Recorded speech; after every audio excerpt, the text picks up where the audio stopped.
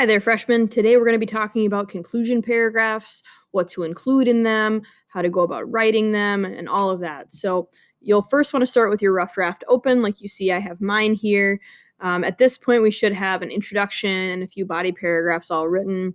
We're talking about an important person, important female in particular, and why that person is important and influential.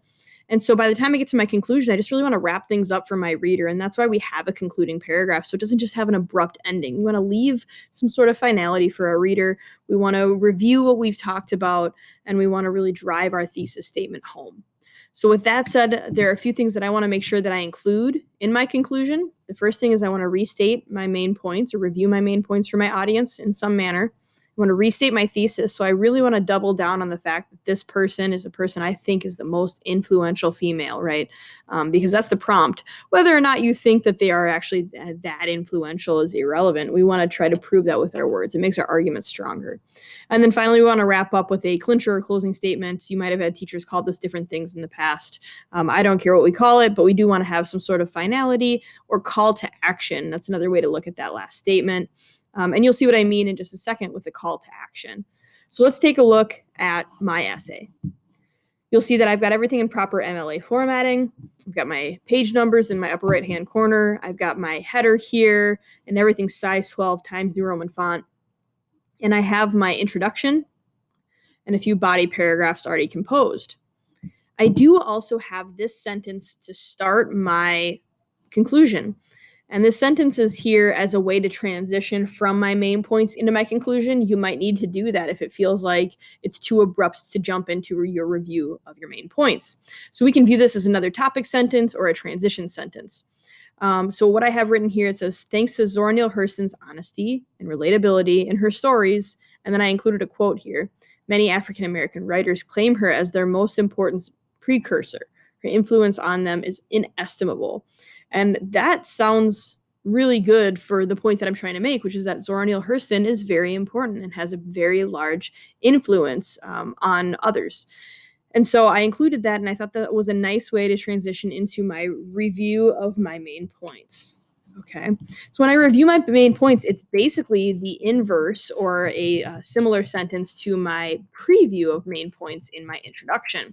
So I'm going to want to take a very similar approach to this. You'll see I've already got one written here. I'm kind of cheating.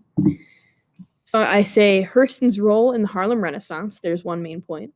Her desire to write truthfully about the African-American experience. There's another main point. And her lasting relevance. That's a third main point. Make her a woman to be admired. Okay, so I review each of my main points, and if you watch my previous videos to this one, you'll know that those were my main points anyway, right? If you watch all these videos in order, that's what I was working with them as my main points. So I make this statement, I say all of these things, all these main points are reasons why my person is important. And then I'm going to restate the importance of my selected topic. I'm cheating, and I already have this one written too.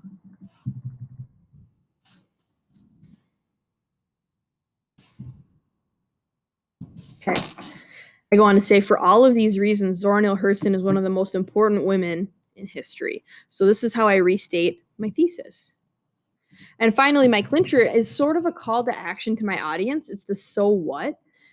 So for my reader to be reading this, that's all fine and good that you've talked about this person and why they're cool, but what does that mean for me? And so here's my call to action to my audience. It's important that her books continue to be read and discussed to keep her influence alive. So my call to action is to ask my reader to value this person, is to ask my reader to potentially read Zora Neale Hurston's books in the future. For you, it might be, to say that maybe your person fought for equal rights and you think that other people should continue the fight for equal rights.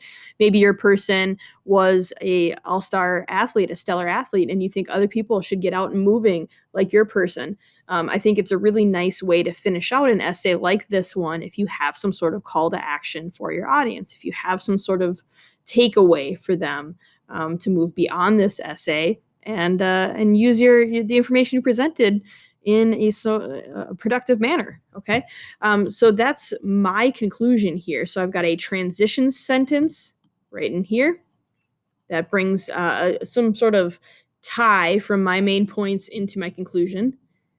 I've got my review of main points, which is the inverse of my preview. And I've got my restating of my thesis statement. So I'm doubling down that Hurston is super important and influential. And then I have my clincher or closing statement, my call to action for my audience. Those three things together are going to make a really solid and impactful conclusion.